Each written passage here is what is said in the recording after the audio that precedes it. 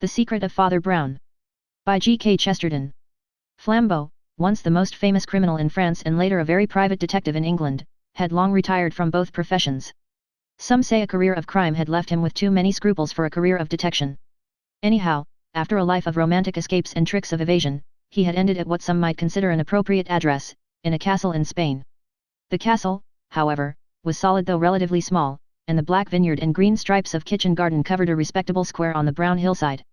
For Flambeau, after all his violent adventures, still possessed what is possessed by so many Latins, what is absent, for instance, in so many Americans, the energy to retire.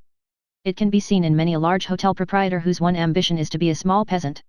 It can be seen in many a French provincial shopkeeper, who pauses at the moment when he might develop into a detestable millionaire and buy a street of shops, to fall back quietly and comfortably on domesticity and dominoes.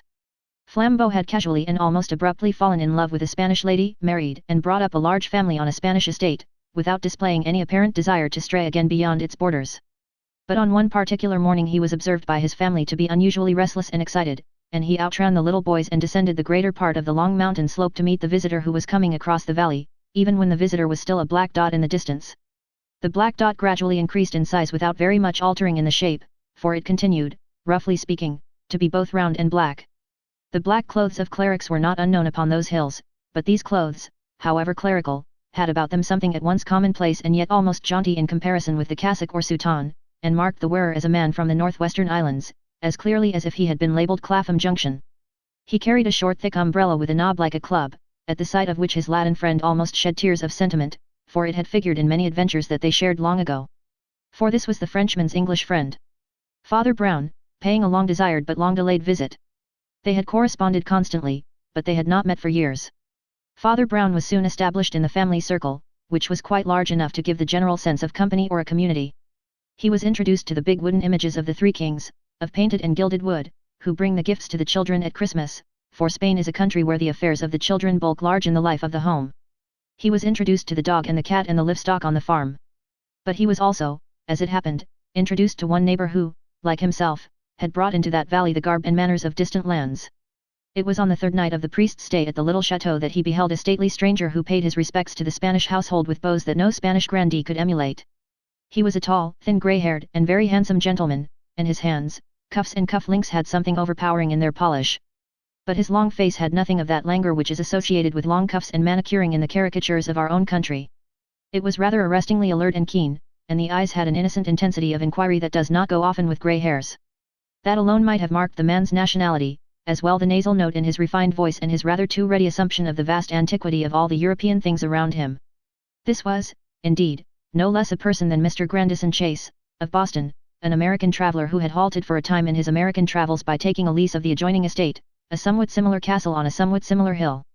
He delighted in his old castle, and he regarded his friendly neighbour as a local antiquity of the same type. For Flambeau managed, as we have said, really to look retired in the sense of rooted. He might have grown there with his own vine and fig tree for ages. He had resumed his real family name of Duroc, for the other title of the Torch had only been a title nom de guerre, like that under which such a man will often wage war on society. He was fond of his wife and family, he never went farther afield than was needed for a little shooting, and he seemed, to the American globe-trotter, the embodiment of that cult of a sunny respectability and a temperate luxury, which the American was wise enough to see and admire in the Mediterranean peoples. The rolling stone from the west was glad to rest for a moment on this rock in the south that had gathered so very much moss. But Mr. Chase had heard of Father Brown, and his tone faintly changed, as towards a celebrity. The interviewing instinct awoke, tactful but tense. If he did try to draw Father Brown, as if he were a tooth, it was done with the most dexterous and painless American dentistry. They were sitting in a sort of partly unroofed outer court of the house, such as often forms the entrance to Spanish houses.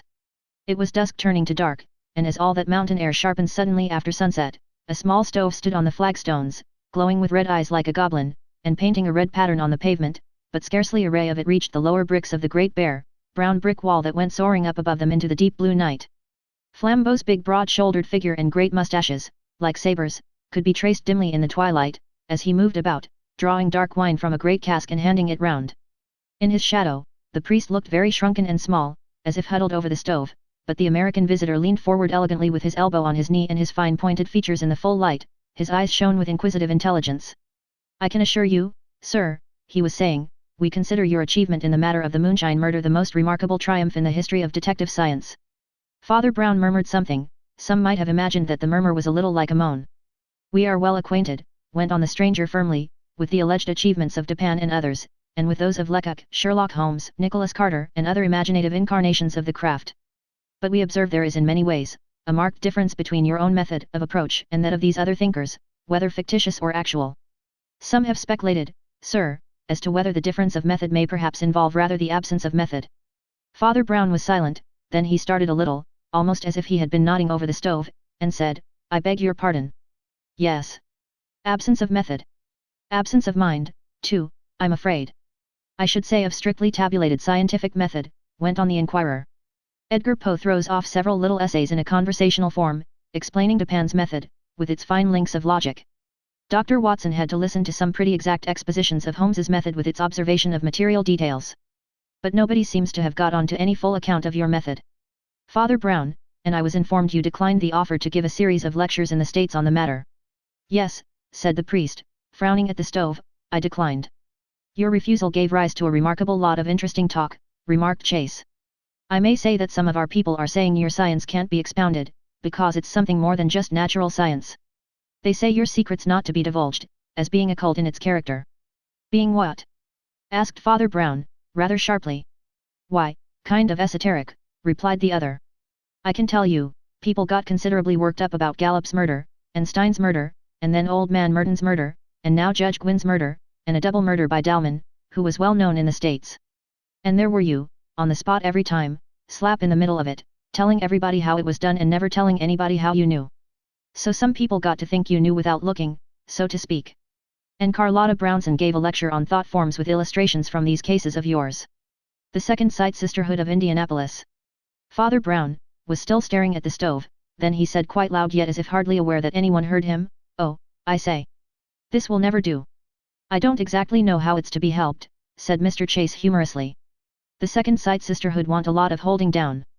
The only way I can think of stopping it is for you to tell us the secret after all. Father Brown groaned. He put his head on his hands and remained a moment, as if full of a silent convulsion of thought. Then he lifted his head and said in a dull voice. Very well. I must tell the secret.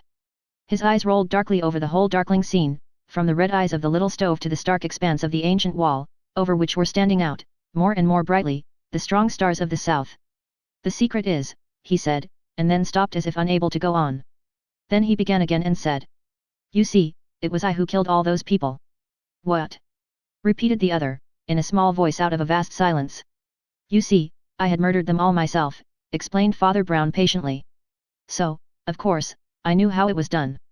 Grandison Chase had risen to his great height like a man lifted to the ceiling by a sort of slow explosion. Staring down at the other he repeated his incredulous question.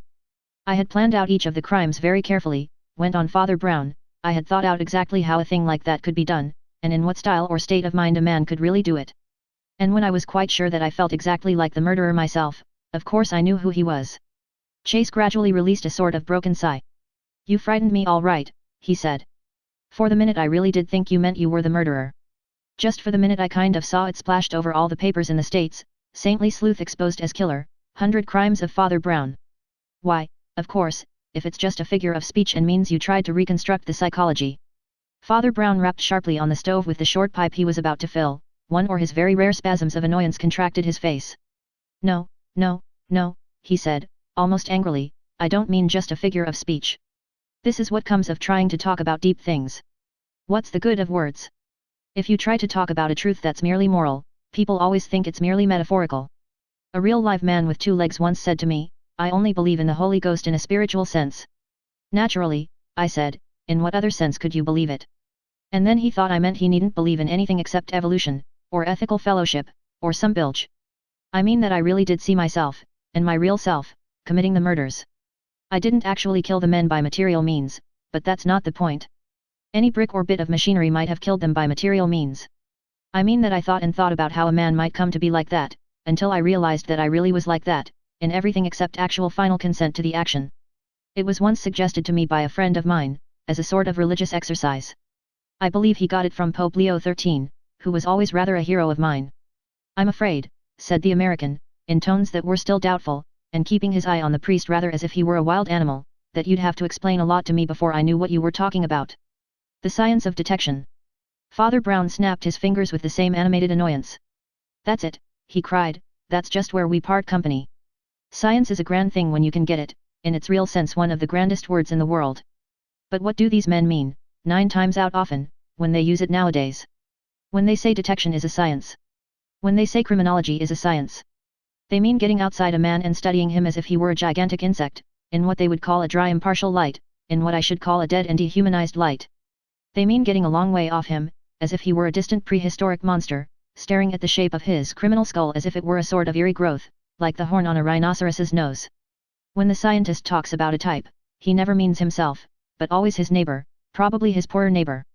I don't deny the dry light may sometimes do good, though in one sense it's the very reverse of science. So far from being knowledge, it's actually suppression of what we know. It's treating a friend as a stranger, and pretending that something familiar is really remote and mysterious. It's like saying that a man has a proboscis between the eyes, or that he falls down in a fit of insensibility once every 24 hours. Well, what you call the secret is exactly the opposite. I don't try to get outside the man. I try to get inside the murderer. Indeed, it's much more than that, don't you see? I am inside a man.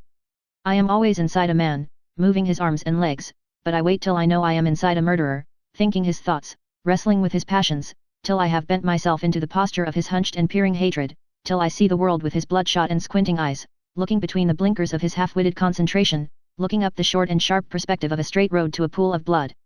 Till I am really a murderer. Oh, said Mr. Chase, regarding him with a long, grim face, and added, and that is what you call a religious exercise. Yes, said Father Brown, that is what I call a religious exercise. After an instant's silence he resumed, it's so real a religious exercise that I'd rather not have said anything about it.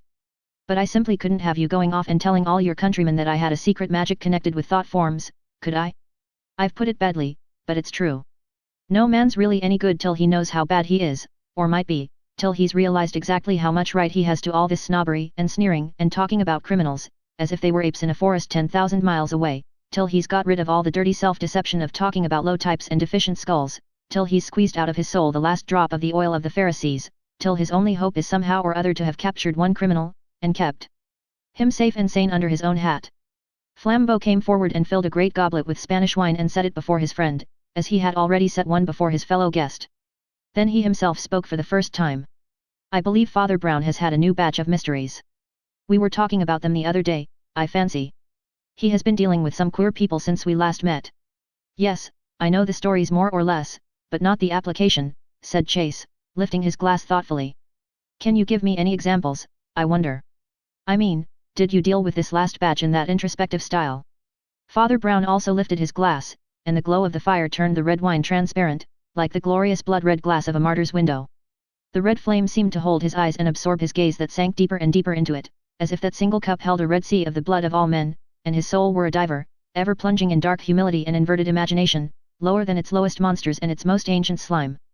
In that cup, as in a red mirror, he saw many things, the doings of his last days moved in crimson shadows, the examples that his companions demanded danced in symbolic shapes, and there passed before him all the stories that are told here. Now, the luminous wine was like a vast red sunset upon dark red sands, where stood dark figures of men, one was fallen and another running towards him. Then the sunset seemed to break up into patches, red lanterns swinging from garden trees in a pond gleaming red with reflection, and then all the colors seemed to cluster again into a great rose of red crystal, a jewel that irradiated the world like a red sun, save for the shadow of a tall figure with a high head-dress as of some prehistoric priest, and then faded again till nothing was left but a flame of wild red beard blowing in the wind upon a wild grey moor. All these things, which may be seen later from other angles and in other moods than his own, rose up in his memory at the challenge and began to form themselves into anecdotes and arguments. Yes, he said, as he raised the wine cup slowly to his lips, I can remember pretty well.